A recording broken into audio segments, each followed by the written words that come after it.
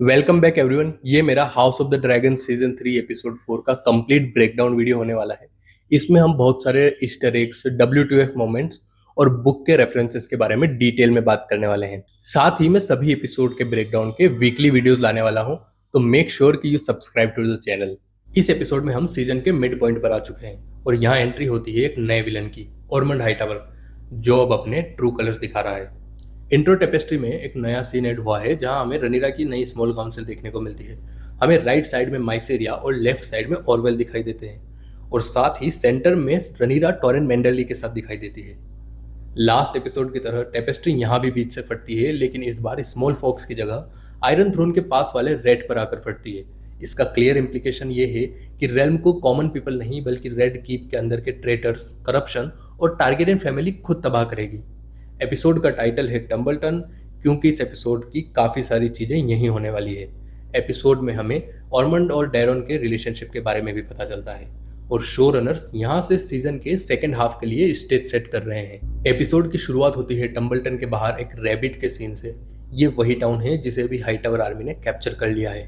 High towers टम्बलटन के लोगों से जबरदस्ती फोर्स्ड लेबर करवा रहे हैं और उन्हें कॉन्कर्ड एनिमीज की तरह ट्रीट कर रहे हैं। मुझे यहाँ डिजाइन टीम का टम्बलटन के बिल्डिंग्स और लोगों के कपड़ों के लिए येलो, ऑरेंज, ब्राउन और बेज जैसे अर्थी कलर टोन्स को चूज करने का डिसीजन काफी अच्छा लगा और ये हाई टावर आर्मी के सिल्वर और ग्रीन आर्मर के साथ एक शार्प विजुअल कॉन्ट्रास्ट भी बनाता है। इस कलर स्कीम का एक और एक्सेप्शन है ह्यू हैमर की वाइफ कैट, जो ब्लू कपड़े पहने हुए है। ये दिखाता है कि वो भी यहाँ एक आउटसाइडर है। उसके बाद हमें लॉर्ड एंड लेडी फुटली दिखाई देते हैं, जो काफी पोलाइटली ऑर्मंड के उनके घर पर कब्जा करने को लेकर ऑब्जेक्शन कर रहे हैं। और ऑर्मंड भाई साहब यहाँ एक बिजी हाउस होल्ड के बीच में नहा रहा है और वहीं से लॉर्ड फुटली के साथ मीटिंग भी कर रहा है। ये क्लियरली दिखाता है कि वो खुद को इन लोगों से कितना ऊपर समझता है और उसको इनके सामने प्रॉपर इंप्रेशन बनाने की कोई परवाह नहीं है, क्योंकि वो उसके लिए मैटर ही नहीं करते। ये डिसरिस्पेक्ट तब और बढ़ जाती है जब वो बाद से फुली नेकेड बाहर आता है। ये इन नोबल्स के सामने उसका प्योर पावर प्ले है। जब लॉर्ड फुटली आगे बढ़ता है तो ऑर्मंड पीछे हटके अपनी नाक पर हाथ रख लेता है, बिल्कुल वैसे ही जैसे उसने एपिसोड 1 में उस सोल्जर के साथ किया था। हमें आगे जाकर एलिसेंट से पता चलता है कि ऑर्मंड को ऑर्डर से बहुत ज़्यादा सेंसिटिविटी है। बैकग्राउंड में हम देखते हैं कि असली डेरन ऑर्मंड के नहाने के बाद उसके लिए टॉवेल होल्ड कर रहा है। डेरन ऑर्मंड का स्क्वायर है, इसलिए वो उसके लिए छोटे मोटे काम करता रहता है, लेकिन ये काफ़ी अनयूजुअल है क्योंकि डेरन रेल्म का प्रिंस है और रैंक में ऑर्मंड से काफ़ी ऊपर है। लेकिन इस एपिसोड के एंड में हम देखते हैं कि ऑर्मंड सिर्फ उसको नीचा दिखाना चाहता है। एक टारगेरियन होने की वजह से वो डेरन को इन्फीरियर समझता है और कहता है, but there is a taint in your blood. फिर हम देखते हैं कि लेडी फुटली में अपने हस्बैंड से ज़्यादा बैकबोन है और वो ऑर्मंड से कहती है कि we swear to Rhaenyra because she is the queen. लेकिन ऑर्मंड को ये बात बिल्कुल पसंद नहीं आती। लास्ट एपिसोड के सेप्टेन की तरह ऑर्मंड के मन में भी टारगेरियंस और उनके ड्रैगन्स के लिए सिर्फ नफरत है। ऑर्मंड टारगेरियंस पर ड्रैगन के दम पर रूल करने का ब्लेम लगाता है और वो कहता है, with dark spells they created abomination to subdue what was rightly ours. जैसे ऑरवेल आगे बताता है, हाईटावर एक ऐसी फैमिली है जो फेथ ऑफ सेवन से इंटेंसली कनेक्टेड है। हिस्ट्री में फेथ और टारगेरियंस का हमेशा क्लैश रहा है। मेगोर द क्रूल के टाइम पर फेथ और टारगेरियन रेजिम के बीच में आउटराइट वॉर हुई थी। फेथ ने टारगेरियन ट्रेडिशंस का प्रोटेस्ट किया था और मेगोर ने सेप्ट्स जलाकर फेथ के मेंबर्स को मारकर रिस्पॉन्ड किया था। इस कॉन्फ्लिक्ट को जायरिस ने doctrine of Targaryen exceptionalism locker resolve किया था, जिसकी बेसिक स्ट्रेटेजी ये थी कि क्योंकि टारगेरियंस एंडल्स नहीं हैं तो उन पर वेस्टरोस के नॉर्मल लॉज अप्लाई नहीं होते। फिर भी ये पास्ट कॉन्फ्लिक्ट उन लोगों की मेमोरी में अभी भी जिंदा है और इसीलिए ऑर्मंड टारगेरियन या उनके ड्रैगन्स को बिल्कुल इज्जत नहीं देता। वो कहता है, my purpose is to restore the rightful line to the Iron Throne. शुरू में लगता है वो एगोन की बात कर रहा है, लेकिन जल्दी समझ आता है कि ऑर्मंड नहीं चाहता कि एगोन या एमंड भी किंग बने, जैसे वो रनीरा को क्वीन नहीं मानता। उसके हिसाब से rightful line high tower line है। हालांकि एगोन, एमंड और हेलिना में भी हाई टावर ब्लड है, लेकिन सिर्फ डेरोन ही है जिसे ओल्ड टाउन में प्योर हाई टावर ट्रेडिशन के साथ बड़ा किया है। इसीलिए ऑर्मंड की नज़रों में सिर्फ डेरोन ही किंग बनने के लायक है। डेरोन के हाई टावर से ज़्यादा लिंक होने के बारे में एलिसेंट भी बाद में बोलती है कि I wanted him to be a Hightower. और डेरोन सच में भी विजुअली टारगेरियन से ज़्यादा हाउस हाई टावर से लिंक लगता है। फिर हम क्लियरली देख सकते हैं कि डेरोन को ऑर्मंड का फुटलीस को ट्रीट करने का तरीका पसंद नहीं आता। वो प्रोटेस्ट करने के लिए मुंह खोलता है पर कुछ बोल नहीं पाता। ये एपिसोड धीरे धीरे क्लियर करता है कि डेरोन ऑर्मंड के खिलाफ बोलने से काफ़ी डरता है और इसका रीज़न हमें बाद में समझ भी आता है। फिर बॉल्ट जॉन रॉक्सटन सीन में एंटर करता है और स्टॉर्म्स एंड के बोरोस बराथिन का लेटर लाता है, सीजन 1 के एंड में हमने देखा था जब एमंड और लूक दोनों बराथियंस को अपनी साइड करने गए थे। रनीरा को लगा था कि बोरस उसका साथ देगा, लेकिन बोरस ने ग्रीन्स को चूज किया जब एमंड ने उसकी बेटी से शादी करने का प्रॉमिस किया। लेकिन अब लग रहा है कि बोरस ग्रीन्स की हेल्प करने से भी पीछे हट रहा है। हेरन हॉल से भी एड आने की कोई रिपोर्ट नहीं है और क्रिस्टन कोल की तरह ऑर्मंड भी वेगार का इंतजार कर रहा है कि वो आकर उन्हें डिफेंड करे। उनके पास डेरोन की ड्रैगन टसैरियन तो है, पर वो अभी काफी छोटी है। और दूसरी तरफ रनीरा के पास अभी 6 बैटल रेडी ड्रैगन्स हैं। साइरेक्स, कैरेक्सिस, वर्मीथोर, सिल्वरविंग, सी स्मोक और मून डांसर। रनीरा को हाई टावर्स को एक बार में मारने से सिर्फ एक चीज रोक रही है कि उन्होंने टम्बलटन को होस्टेज बना रखा है। बिल्कुल वैसे ही जैसे गेम ऑफ थ्रोन्स सीजन 8 में सर्सी ने किंग्स लैंडिंग के लोगों के साथ किया था। रेड कीप में हमें रनीरा के पीछे उसकी क्वींस गार्ड का नया मेंबर देखने को मिलता है, sir Adrian Redfort. Redfort Vale का एक हाउस है और रनीरा की मदर भी वेल से थी। रनीरा ऑर्मंड के मोटिवेशन समझने की कोशिश कर रही है और साथ में उसे रियलाइज होता है कि ऑर्मंड ने उसे टफ पोजीशन में डाल दिया है। अगर वो अटैक करती है तो वो टायरन कहलाएगी। इवन वो खुद ही बोलती है कि the realm would name me Smegor return. ये actually fire and blood book का एक डायरेक्ट रेफरेंस है, जहाँ टेक्स्ट लगाने के बाद स्मॉल फोक्स उसे मेगोर विथ टीट्स बुलाते थे। ये वही निकनेम है जिसके बारे में मैंने एपिसोड 3 के ब्रेकडाउन में बात की थी। रनीरा फिर कहती है, and the same gods who delivered me to the throne would rightly cast me down. ये रनीरा का नया रिलीजियस कैरेक्टर ट्रांजेक्शन दिखाता है। जब से एडम ऑफ हॉल ने सी स्मोक को क्लेम किया है, उसे लगने लगा है कि गॉड्स उसकी साइड हैं और उसके पास डिवाइन राइट टू रूल है। और उसी टाइम ऑरवेल उसे सजेस्ट करता है कि इनोसेंट लोगों को ड्रैगन फायर से जलाने की बजाय रिवरमैन की आर्मी भेजकर टम्बलटन को रीटेक किया जाए।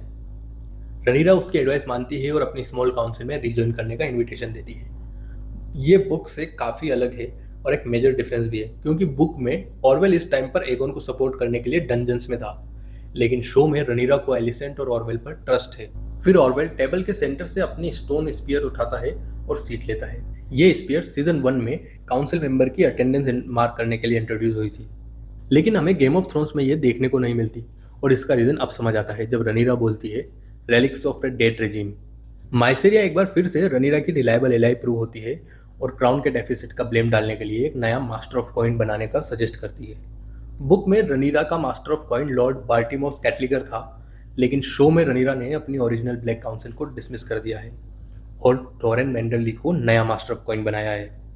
लास्ट एपिसोड में रनीरा ने देखा था कि वो एक चालाक आदमी है, पर वो उसको पसंद नहीं करती थी, इसीलिए वो ब्लेम लेने के लिए एक परफेक्ट फिट है, क्योंकि टैक्सेस लगाने वाले मास्टर ऑफ कॉइन को हमेशा स्मॉल फोक्स हेट करते हैं, जिससे क्राउन से थोड़ा हीट कम होता है। एक और अमेजिंग डिटेल जो मुझे पसंद आई वो है माइसेरिया का गाउन। उसके नेकलाइन पर जो एम्ब्रॉयडरी है वो एक स्नेक या वर्म जैसी लगती है, जो उसके निकनेम व्हाइट वर्म के साथ परफेक्टली मैच करती है। उसके गाउन का स्टाइल गेम ऑफ थ्रोन्स के वेरिस से भी काफ़ी मिलता है। टू बी ऑनेस्ट, इन दोनों में काफ़ी सिमिलैरिटीज़ भी होती है, जैसे कि दोनों का ओरिजिन लिस्ट से है, दोनों फॉर्मर स्लेव्स हैं, दोनों ही कॉमन लोगों का बेस्ट इंटरेस्ट माइंड में रखते हैं। लास्ट एपिसोड में हमें रनीरा काफ़ी कंफ्यूज लग रही थी, पर अब वो ज़्यादा कंट्रोल में है। आयरोनिकली वॉर का कंटिन्यू रहना उसके लिए एज ए रूलर काफ़ी अच्छा हो रहा है। अब उसके पास ग्रीफ में रहने की बजाय एक फोकस करने के लिए एक कॉन्क्रीट गोल है। नेक्स्ट सीन में रनीरा एलिसेंट से ऑर्मंड की इन्फॉर्मेशन लेने के लिए गॉडजवुड जाती है। ये वही जगह होती है जहां उन दोनों ने चाइल्डहुड में एक साथ काफ़ी टाइम स्पेंड किया है। रनीरा फिर एलिसेंट से ऑर्मंड के बारे में पूछती है, पर एलिसेंट को ज़्यादा कुछ नहीं पता। वो उसके भाई ग्वेन की तरह ऑर्मंड को भी बेयरली ही जानती है, क्योंकि वो बचपन से किंग्स लैंडिंग में ही बड़ी हुई है। फिर रनीरा उससे ऑर्मंड और डेरोन के रिलेशनशिप के बारे में पूछती है, जिसके रिप्लाई में एलिसेंट कहती है फादरली। इस पर हम थोड़ी देर में वापस आएंगे। नेक्स्ट सीन में हम देखते हैं कि कॉलिस अपने वलारियन सोल्जर्स के साथ जा रहा है और उसने अभी आर्मर पर हैंड की पिन पहनी हुई है, मतलब उसने ऑफिशियली पोस्ट रिजाइन नहीं की है। लेकिन वो रनीरा से गुस्सा है और ट्रायर्की के पायरेट्स को मारकर अपना गुस्सा निकालना चाहता है। कॉलिस अपनी जगह एलन को अपना रिप्रेजेंटेटिव बना के भेजता है। ये मुझे गेम ऑफ थ्रोन्स के सीजन 2 की याद दिलाता है, जब टाइविन लैनिस्टर अपनी जगह टिरियन को हैंड बनाता है। ये कॉलिस का एक बोल्ड मूव है एलन को आगे बढ़ाने के लिए। लास्ट सीजन में उसने एलन को सेकंड इन कमांड बनाया था और अब basically temporary hand of the queen बना दिया है। दूसरी तरफ लैरिस और एगोन अपनी कैरावैन पर रुक्सरेस्ट पहुंच जाते हैं, पर अभी भी वो डेंजर से बाहर नहीं है। दोनों को सनफायर की डेड बॉडी मिलती है, बिल्कुल वैसे ही जिसे लास्ट एपिसोड में काउंसिल को रिपोर्ट मिली थी, डेड एंड डीके होती हुई। एगोन अपने डेड ड्रैगन को होल्ड करता है और रोने लगता है, और सीजन 2 में हमने देखा भी था कि उन दोनों का बॉन्ड कितना क्लोज था। और तभी एगोन कहता है, he is alive and I know it. इस सीन में ऐसा लगा था कि क्या सच में एगोन को अपने ड्रैगन बॉन्ड की वजह से कुछ फील हुआ है कि वो जिंदा है, या ये बस उसकी डेस्परेशन बोल रही है। लेरिस फिर एगोन के लिए एक फेक नेम यूज करता है, ग्रेगोर। ये सुनते ही मुझे गेम ऑफ थ्रोन्स के माउंटेन ग्रेगोर क्लेगेन की याद आ गई। पता नहीं ये पर्पसफुली था या फिर coincidence, but it was a funny Easter egg. Aegon फिर हाई वलेरियन में बोल के सनफायर को उठाने की कोशिश भी करता है। सीजन 2 में अगर आपको याद हो तो एगोन की हाई वलेरियन बहुत खराब थी। वो मोस्टली अपने ड्रैगन को कॉमन टंग में ही कमांड करता था, पर यहाँ वो अपनी बेस्ट कोशिश कर रहा है, जो दिखाता है कि इंजरीज और उसके थ्रोन छूटने के बाद वो कितना हम्बल हो चुका है और एज ए कैरेक्टर इवॉल्व हुआ है। नेक्स्ट हम हेरन हॉल के आउटस्कर्ट्स पर हैं, जहाँ क्रिस्टन कोल, ग्वेन हाईटावर और बाकी ग्रीन आर्मी दिखाई देती है। हेरन हॉल पर अभी भी रनीरा के बैनर्स लगे हैं, मतलब कि एमंड अभी तक होश में नहीं आया है। फिर क्रिस्टन कोल ड्रैगन फायर से जले हुए घोड़े और लोगों के आसपास से निकलता है, जो एपिसोड 2 में एमंड ने किया था। शो कॉन्स्टेंटली हमें और कैरेक्टर्स को याद दिलाता है कि एक नॉर्मल सोल्जर ड्रैगन के सामने कितना हेल्पलेस होता है। जैसे ही वो हेरन हॉल में एंटर होते हैं, हमें एक ब्लैक गोट की साउंड आती है। हमने पहले भी ब्लैक गोट को एलिस रिवर के साथ एसोसिएट होते देखा है। फॉर एग्जाम्पल, इस सीजन के प्रीमियर में अल्फ और ड्रैगन सीड ने भी एलिस रिवर के आने से जस्ट पहले ब्लैक गोट को देखा था। ब्लैक गोट टिपिकली डार्क मैजिक से लिंक्ड होते हैं और एलिस रिवर भी इन्हीं पुराने मैजिक्स के लिए जानी जाती है।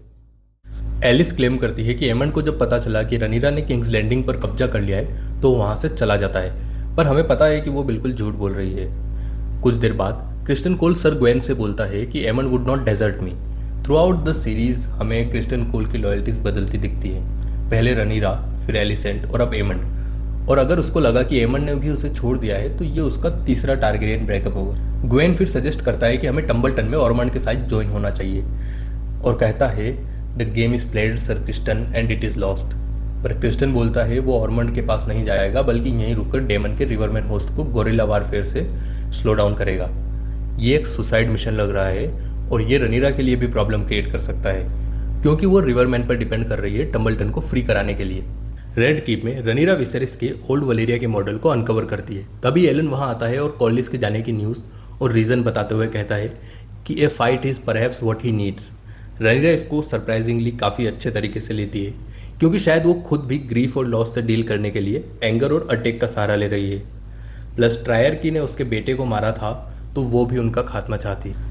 रनीरा फिर बोलती है कि ये मॉडल विसेरिस के लिए एक रिमाइंडर था कि बड़ी से बड़ी डायनेस्टीज भी फेल हो जाती हैं। बट मुझे लगता है कि ये सिर्फ रनीरा का खुद का एक इंटरप्रिटेशन है, क्योंकि Viserys kind of old Valyria, great houses और उनकी स्टोरीज से काफ़ी फैसिनेट था और वो खुद भी एक ग्रेट लीडर बनना चाहता था। फिर रनीरा को मॉडल पर रेड्स दिखते हैं और एलन सजेस्ट करता है on board ships we kept cats, और रेड कीप में कैट्स रखना यहीं से शुरू होता है, क्योंकि ये वही कैट्स हैं जिन्हें Arya Stark Game of Thrones season 1 में चेस करती थी। ये दिखाता है कि एलन जैसे कॉमन फोक का रनीरा की काउंसिल में आना काफ़ी यूजफुल है। वो कॉम्प्लिकेटेड प्रॉब्लम के लिए सिंपल सॉल्यूशन निकाल लेते हैं, जो ट्रेडिशन से हटकर प्रैक्टिकल को फेवर करते हैं। हम फिर से लेरिस और एगोन के पास आते हैं। एगोन ने सनफायर के स्केल का एक टुकड़ा अपने पास एज ए मेमोरी रखा है और वो वहाँ के लोगों को अपनी रियल आइडेंटिटी बताना चाहता है, पर लेरिस उसे रोकता है। एगोन के लिए ये देखना काफ़ी अनसेटलिंग और शॉकिंग होता है कि जब आप रॉयल्टी नहीं हो, जब आप थ्रोन पे नहीं बैठे हो, तो रियल सोसाइटी कैसे काम करती है। वो डेड बॉडीज से लूटने वाले एक बच्चे को देखकर काफ़ी शॉक्ड होता है, जबकि सीजन 1 में वो खुद भी फाइटिंग रिंग्स में जाता था जहाँ छोटे बच्चे एक दूसरे को मारते थे। इसे देखकर मुझे लगता है कि एगोन एक रिडेम्पशन जर्नी पर है, but he is coming from the depths of depravity, और ये गेम ऑफ थ्रोन्स में जेमी लैनिस्टर के कैरेक्टर की तरह मुझे लगता है। दोनों फिर रुक्स रेस्ट के रूइंस में एंटर करते हैं, जहां अब डेजर्टर्स और सर्वाइवर ने कब्जा कर रखा है। मेलिस की डेड बॉडी भी अभी वहीं पर है और डीके हो रही है। रुक्स रेस्ट पर अब जेनोस नाम का एक आदमी कमांड में होता है। फिर लेरिस वहां झूठ बोलता है कि वो दोनों शार्प पॉइंट से हैं, जिसे एमन ने पिछले सीजन में जला दिया था। जेनोस उसके बाद एगोन को ह्यूमन वेस्ट मतलब लेटरिंग साफ करने का काम देता है और उसे ह्यूमिलिएट करता है और उसे मैंगल फेस भी बुलाता है। और एगोन के साथ जो बंदा काम कर रहा होता है उसका नाम टॉम टेंगलटंग है, जो कि बुक का एक कैरेक्टर है। दूसरी तरफ टम्बलटन में कैट पर एक हाई टावर सोल्जर असॉल्ट करने की कोशिश करता है और उसकी सिस्टर इन लॉ उसे बचाने आती है तो वो सोल्जर उसका हाथ तोड़ देता है। फिर कैट का ब्रदर उस सोल्जर को पंच मारता है।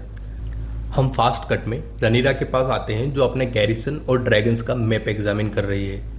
ये वही मैप है जो एमंड और एगोन ने सीजन 2 में रुक्स रेस्ट पर मार्च करने से पहले यूज किया था। सिल्वर मार्कर्स रनीरा की फोर्सेस हैं और गोल्ड मार्कर्स ग्रीन्स की। Gold markers kind of reference है एगोन के गोल्डन ड्रैगन सिजिल का, रनीरा फिर ह्यू पर स्नैप करती है क्योंकि उसे लगता है कि वो अपने घर के बारे में पूछने आया है, जबकि वो बस टम्बलटन जाने की परमिशन मांगने आया था। लेकिन रनीरा उसे वहां नहीं भेजना चाहती थी क्योंकि उसका वहां इमोशनल अटैचमेंट है, पर ह्यू उसे बताता है कि ये चीज़ उसके लिए और ज़्यादा मोटिवेशन का काम करेगी और उसे अपने काम में और बेहतर बनाएगी। दूसरी तरफ किंग्स एंडिंग में अल्फ को दीवार पर एक ग्रेफिटी दिखती है जो हाई टावर लॉयलिस्ट ने बनाई है, जिस पर लिखा है क्वींस ऑफ बास्टर्ड। अल्फ उसे कुछ देर कंफ्यूजन में घूरता है, जब तक कि पास खड़ा एक आदमी उसे लाउडली पढ़कर नहीं सुनाता, क्योंकि बाकी कॉमन फोक्स की तरह अल्फ भी इलिटरेट है। ग्रेफिटी के पास एक सिंबल भी बना है, रेड, ब्लू और ग्रीन पेंट की स्ट्राइप्स। ये हाउस स्ट्रॉन्ग का सिजिल है जो रनीरा के बच्चों की एक डायरेक्ट इंसल्ट है। अल्फ टैवन में अपने पुराने दोस्तों के पास जाता है और वो लोग उसे ज़बरदस्ती सबके लिए ड्रिंक्स बाय करवाते हैं, जिससे वो बिल्कुल खुश नहीं होता और वो उसे द ड्रैगन लॉर्ड भी बुलाते हैं। फिर अल्फ को देखकर लगता है कि रनीरा और ब्लैक से उसे वो रिवॉर्ड्स और वैल्यू नहीं मिल रही है जिसका वो हकदार है। उन्होंने उसे नाइट्स तो बना दिया है, पर वो फाइनेंशियली अभी भी अनस्टेबल है। टम्बलटन में कैट की फैमिली लॉर्ड और लेडी फुटली के पास हेल्प के लिए जाते हैं और वो लोग ऑर्मंड के पास जाते हैं। ऑर्मंड अपने सोल्जर से बोलता है, you have violated guest rights. और सभी गेम ऑफ थ्रोन फैंस की तरह मुझे भी गेस्ट राइट सुनते ही रेड वेडिंग की याद आ गई। ये इस सीजन का ऑर्मंड और ग्वेन का एक इंटरेस्टिंग पैरेलल है। दोनों के सोल्जर ने एक वुमेन पर असोल्ट किया। शुरू में लगता है कि दोनों ने सेम तरीके से रिस्पॉन्ड किया।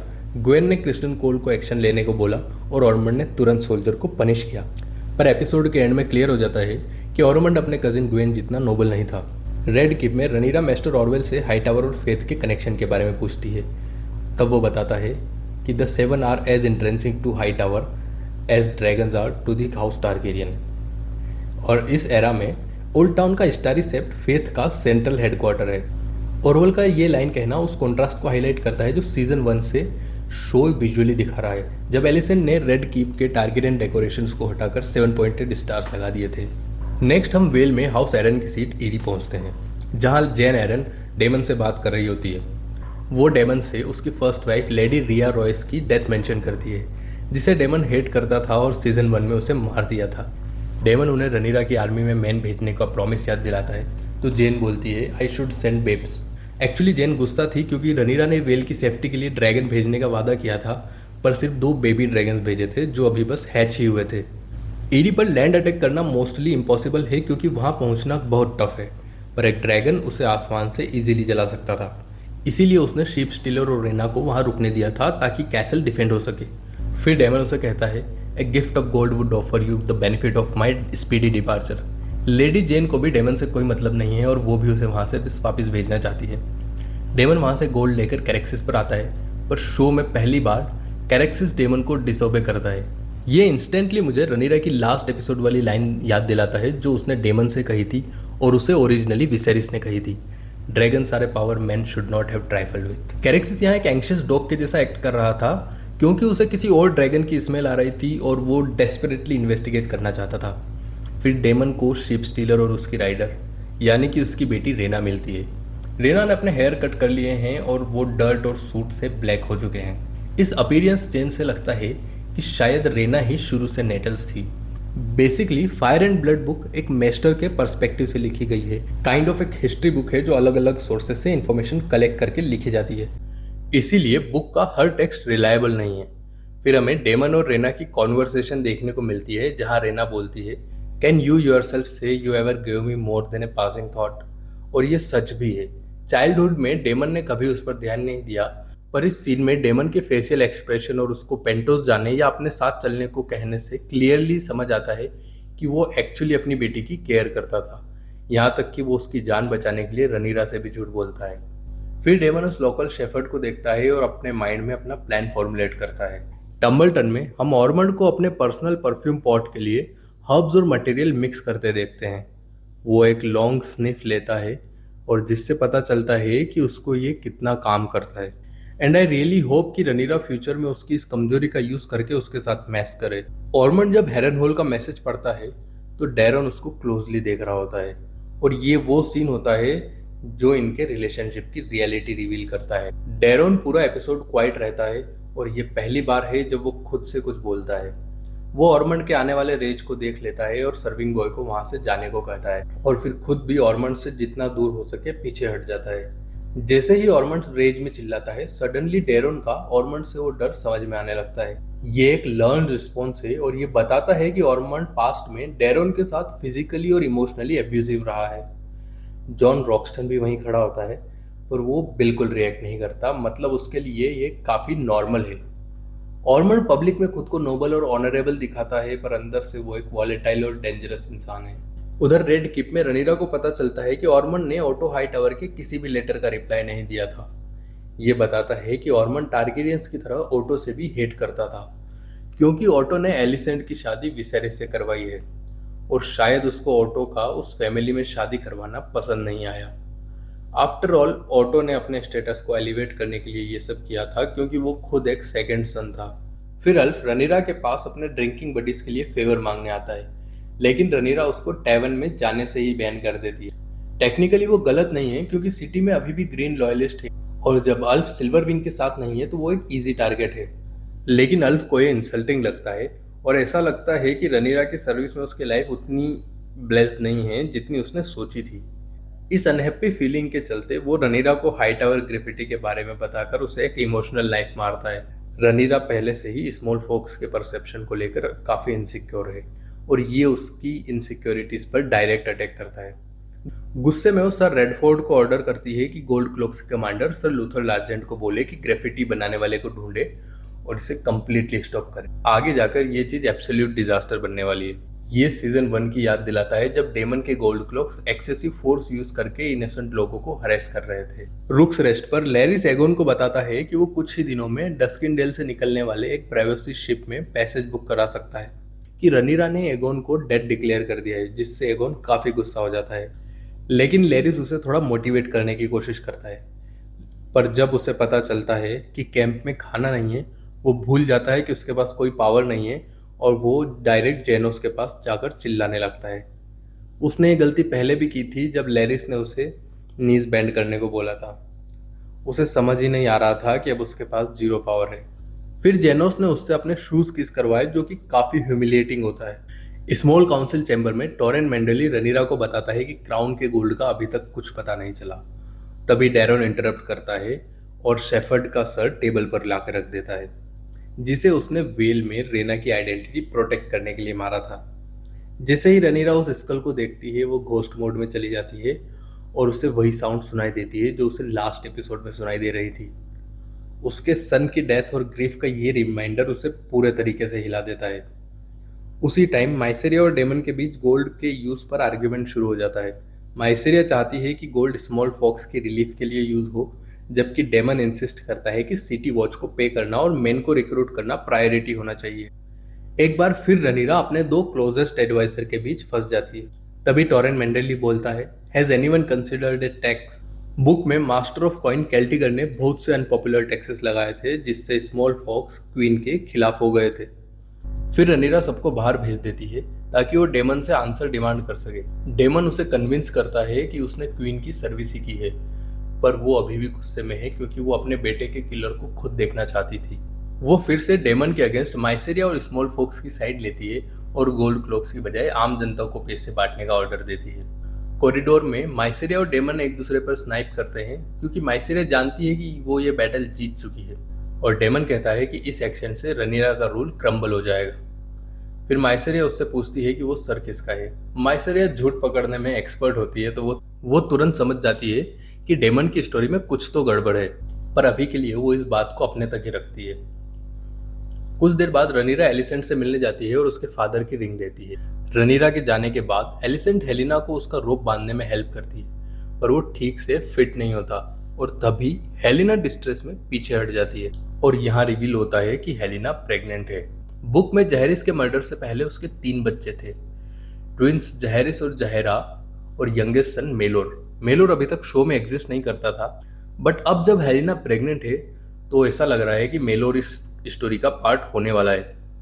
और हेलिना इसको हाइड कर रही है क्योंकि वो जानती है कि ये कितना डिजास्टर्स होगा, और अगर वो बॉय हुआ जिसे बुक में था तो वो एगोन का डायरेक्ट एयर होगा और रनीरा उसे कभी जिंदा नहीं छोड़ेगी। एलिसेंट को भी ये रियलाइज हो जाता है और वो कंप्लीटली टेरिफाइड होती है। टम्बलटन में ऑर्मंड और कैट वर्मिथोर को सिटी के ऊपर फ्लाई करते हुए देखते हैं। फिर हमें डेरोन टम्बलटन के सेप्ट में अपनी ड्रैगन टेसेरियन के साथ दिखाई देता है। तभी ऑर्मंड वहां आकर इंटरफेयर करता है। टासेरियन तुरंत ऑर्मंड की तरफ लंच करने लगती है, जिससे क्लियरली पता चलता है कि ड्रैगन्स कितने इमोशनली इंटेलिजेंट होते हैं और अपने राइडर्स की फीलिंग काफ़ी अच्छे से समझते हैं। टासेरियन जानती है कि डेरॉन ऑर्मंड से डरता है और वो अपने राइडर को डिफेंड करना चाहती है, पर डेरोन उसे काम करता है। जब ऑर्मन डेरोन के फेस की तरफ हाथ बढ़ाता है तो टेसेरियन फिर से रिएक्ट करती है। ये इस बात का कंफर्मेशन है कि ऑर्मन पास्ट में डेरोन के साथ काफी एब्यूसिव रहा है। फिर ऑर्मन टारगेरियंस के बारे में बोलता है और क्लेम करता है कि उन्होंने वो छीन लिया जो राइटफुली हाई टावर्स का था। हिस्टोरिकली अगर बात करें तो एगोन ने कॉन्क्वेस्ट के बाद रीच के रूलिंग हाउस गार्डनर को डिस्ट्रॉय किया था। हालांकि हाई टावर खुद पहले किंग रह चुके थे, लेकिन एगोन ने उनकी जगह टायरेल्स को रीच का रूलिंग हाउस बना दिया। शायद इसीलिए ऑर्मंड को फील होता है कि उनसे उनका राइट टू रूल छीना गया। ऑर्मंड मानता है कि डिवाइन पावर उसके साथ है। फिर ऑर्मंड अपने इंटेंशन क्लियर करता है और बताता है कि वो डेरोन को किंग बनाना चाहता है। इसीलिए वो कैट के ब्रदर को घसीटकर डेरोन के सामने लाता है और उसे मारने के लिए बोलता है। उस पर डेरोन कहता है, is not mercy a king's virtue? जिस पर ऑर्मंड रिप्लाई करता है, that sounds like something your father would say. Clearly Ormund के दिल में विसेरिस के लिए कोई इज्जत नहीं है और वो नहीं चाहता है कि डेरोन अपने फादर की तरह वीक बने। ऑर्मंड का ये आउटबर्स्ट डेरोन को डरा देता है और वो रिलक्टेंटली कैट के ब्रदर को मारने के लिए एग्री कर जाता है। फिर ऑर्मंड उसे अपनी वलेरियन स्टील सॉर्ड देता है। जैसे ही डेरोन उसे मारता है, ऑर्मंड उसके सामने स्लाइटली झुकता है। ये पहली बार है पूरे एपिसोड में जब उसने डेरोन को कोई रिस्पेक्ट दी है। ये एपिसोड 2 के उस सीन का डायरेक्ट पैरेलल है जब डेमन रनीरा को ओटो हाई टावर को मारने को बोलता है और कहता है, in this moment you will become queen. Deron भी अब ऑर्मंड की नज़रों में किंग बन गया है, लेकिन रनीरा की तरह डेरोन भी अपने किए पर काफ़ी ट्रॉमेटाइज लग रहा था। तो गाइज, ये था मेरा एपिसोड 4 का complete breakdown with all the hidden details and Easter eggs. अगर वीडियो पसंद आई है तो लाइक और कमेंट जरूर करना और बताओ कि आपको ऑर्मंड का कैरेक्टर कैसा लगा। And don't forget to subscribe to the channel and I will see you guys in the next one.